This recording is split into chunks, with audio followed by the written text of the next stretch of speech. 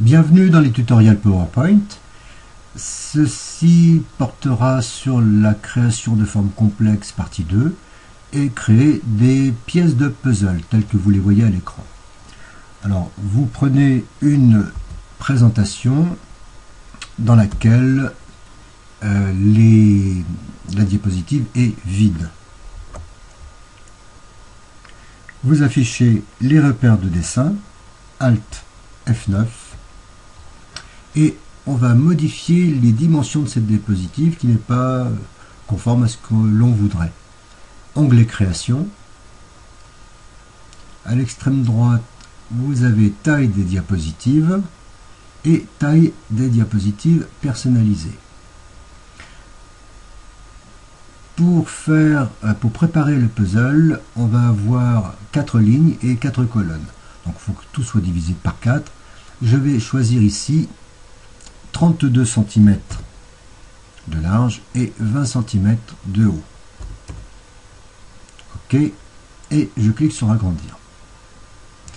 Alors comme j'ai 32 cm de large, la moitié de la moitié, c'est 8. Avec CTRL, je prends mon repère et je vais à 8 cm. Pareil à gauche, pareil à droite. Pour la hauteur, j'ai 20 cm, donc pour bien faire les divisions, j'ai besoin de 5 et 5.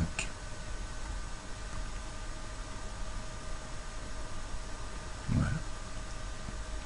Alors, les pièces de puzzle, je vous rappelle qu'elles sont comme ceci.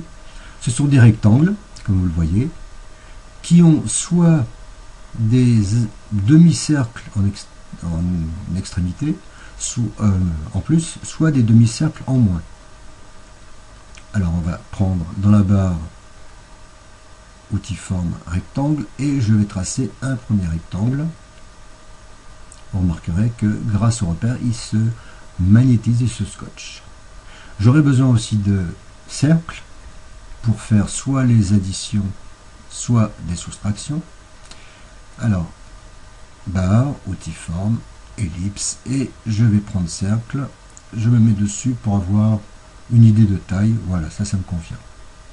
Ce cercle va me servir ultérieurement, donc je le place ici. Avec CTRL, je vais aller... Vous voyez le petit trait rouge peut-être qui s'affiche, qui me marque la moitié du rectangle. Impeccable, c'est ce que je voulais.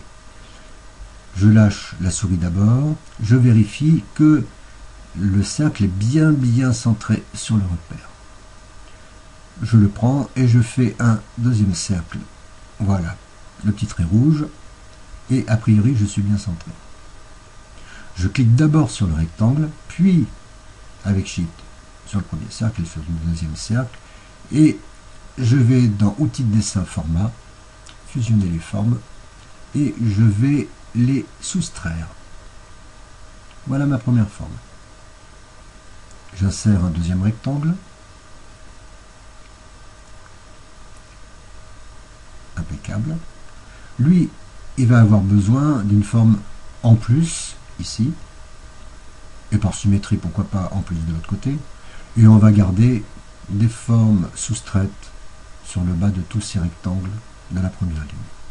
Je prends ce cercle, avec CTRL, je le duplique, je l'amène exactement où il faut. Je clique sur le cercle, le rectangle d'abord, le cercle ensuite, et je vais combiner cette fois. C'est une erreur, CTRL Z, je vais les unir. On vérifie. Voilà. Pareil de l'autre côté, je prends avec CTRL mon cercle. Voilà, je suis bien centré comme il faut. Le rectangle d'abord, le cercle ensuite, fusionner les formes et je les unis. Enfin, en dessous, je duplique mon petit cercle, il est centré. Je vérifie, les poignées sont bien horizontalement centrées. Le rectangle d'abord, le cercle ensuite, et là je vais soustraire. Voilà le deuxième rectangle. Donc vous pouvez continuer comme ceci pour remplir toutes les formes. Voilà, j'ai fait une pause pour avancer, pour pas faire durer trop longtemps le processus. Et on va aller jusqu'au bout de la couverture de la diapositive. Voilà, j'ai terminé. J'ai gardé les derniers rectangles que j'avais dupliqués à partir des rectangles de la deuxième ligne. Je les ai gardés avec les demi-cercles qui dépassent. Ça ne me gêne pas, ça sera en dehors de la diapositive, ça ne se verra pas.